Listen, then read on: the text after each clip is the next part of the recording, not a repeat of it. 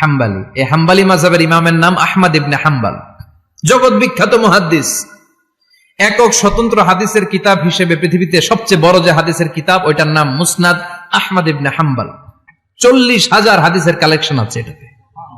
এই ইমাম আহমদ ইবনে হাম্বল ওনার শেষ জীবনটা হাদিস পড়ানো, হাদিস কালেকশনের জন্য ব্যয় করেছেন। শহরের পর শহর, দেশ থেকে দেশ, দেশান্তরে ঘুরতেন একটা হাদিসের জন্য। উনি সফরে বেরিয়েছেন হাদিস কালেকশনের জন্য। প্রচন্ড শীতের রাত, উনি মাগরিবের নামাজ, এশারের নামাজ পড়ে একটা মসজিদে শুয়ে পড়লেন, আর শুয়ে শুয়ে হাদিস পড়তেছেন। কি পড়তেছেন? কথা বলেন। আর মনে মনে ভাবলেন রাতটা মসজিদে কাটায় দেই, ফজরের নামাজ পড়ে আবার বেরোবো। কিন্তু দারোয়ান এসে বলে মসজিদে থাকতে পারবেন না, ওঠেন। দারোয়ান আছে না, কথা কন। আহমদ ইবনে হাম্বল বললেন, আমি শুধু রাতটা থাকতে চাই, আমি তো ফজরেরও মুসল্লি, ফজর নামাজ পড়বো তো এই মসজিদে, আমার থাকতে দাও। দারোয়ান তো দেয় না, কেন? মসজিদে থাকার জায়গা না, যান মিয়া। উনি যে আহমদ ইবনে হাম্বল এটা চিনে নাই, থাকতে দেয় না। কি করবে এখন? উনি কাঁথা গুছিয়ে হাদিসের কিতাব নিয়ে, কাঁধের মধ্যে ব্যাগ নিয়ে মসজিদ থেকে বেরোয় গেলেন। কি আর করবেন, প্রচন্ড শীত, আর কাঁপতেছেন, বুড়ো মানুষ।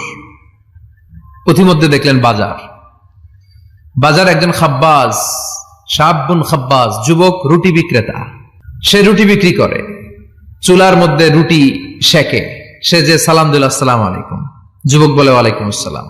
আহমদ ইবনে হাম্বল বলে, যুবক, আমার যাওয়ার জায়গা নেই, সফরে বেরিয়েছি, খুব শীতে কষ্ট পাচ্ছি, রাতে যদি তোমার এই চুলা থেকে একটু আগুন পোহাই, কোনো সমস্যা? যুবক বলে, না না, সমস্যা না, আহলান ওয়া সাহলান, খোশ আমদেদ, আসেন আসেন। আপনি আগুন পোহাইলে আমার সমস্যা কি? সুবহানাল্লাহ পড়েন।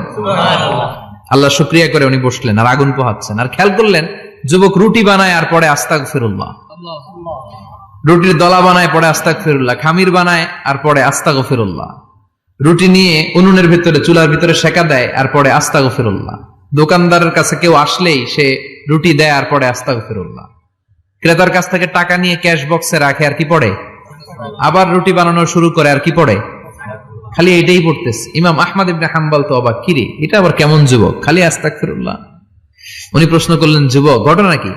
আসার পর থেকেই তোমার দেখতেছি তুমি রুটি বানাও, রুটি বিক্রি করো আর পড়ো আস্তাগফিরুল্লাহ, মালাকা ইয়া শাবাব।